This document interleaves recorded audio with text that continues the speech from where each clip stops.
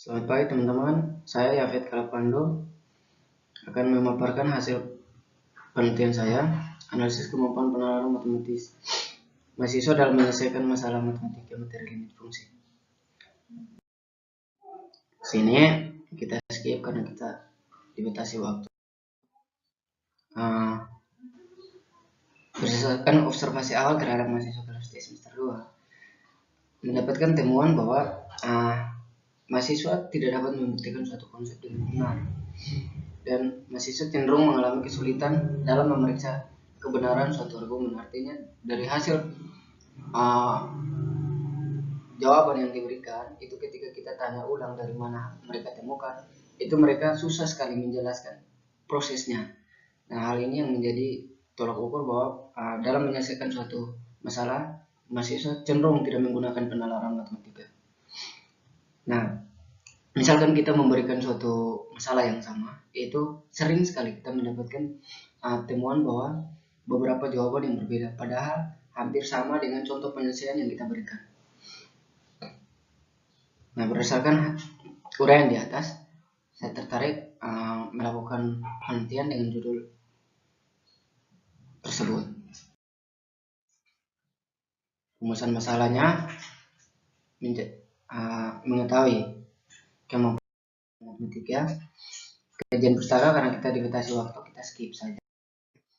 Di sini yang saya ingin jelaskan indikator-indikator penalaran berdasarkan peraturan Dirjen yang dibuat oleh Wardhani tahun 2008-32, yaitu mengajukan dugaan, melakukan manipulasi matematika, menarik kesimpulan, memeriksa kesahihan suatu argumen, dan yang terakhir itu membuat generalisasi. Buku yang saya pakai yaitu Farber and Parcel tahun 2000 sama Kalkulus Thomas Kalkulus. Teman-teman bisa lihat daftar penelitian. Kita masuk di hasil dan pembahasan. Saya memberikan dua tes pemecahan masalah matematika. Yang pertama tuh mereka disuruh tentukan nilai limit x mendekati 7 dari 4 per x kurang 7 pangkat 2. Yang kedua, nilai dari x mendekati hingga 3x tambah 1 kurang akar 9x pangkat 2 tambah 4x kurang 7. Berdasarkan hasil data dan keabsahan dan penarikan kesimpulan dari data tersebut diperoleh subjek pertama. Ini saya lakukan pengelompokan jawaban yang berbeda, sehingga untuk jawaban pertama TPM 1, tes pemecahan masalah yang pertama, itu kita lihat di sini dari soal yang diberikan langsung jawabannya plus tak hingga. Yang kita ukur berdasarkan indikator yang diberikan, mengajukan dugaan itu memenuhi karena dia masih tulis apa yang diketahui, apa yang ditanyakan, dan hasil akhirnya. Yang kedua tuh dia tidak melakukan manipulasi, kita lihat tidak ada proses pengerjaan. Yang ketiga tuh menarik kesimpulan, dia menulis walaupun tersirat sama dengan plus tak hingga. Kita bisa menyampaikan bahwa dia menulis kesimpulan. Memeriksa kesahihan suatu argumen, indikator keempat, itu tidak terpenuhi karena berdasarkan hasil wawancara itu dia tidak bisa mempertanggungjawabkan hasil jawaban tersebut rata-ratanya untuk jawaban yang sama. Yang kelima, membuat generalisasi itu tidak terpenuhi karena yang jelas tidak terpenuhi. Kita lanjut yang kedua. Untuk jawaban kedua kita skip, itu hampir semua terpenuhi.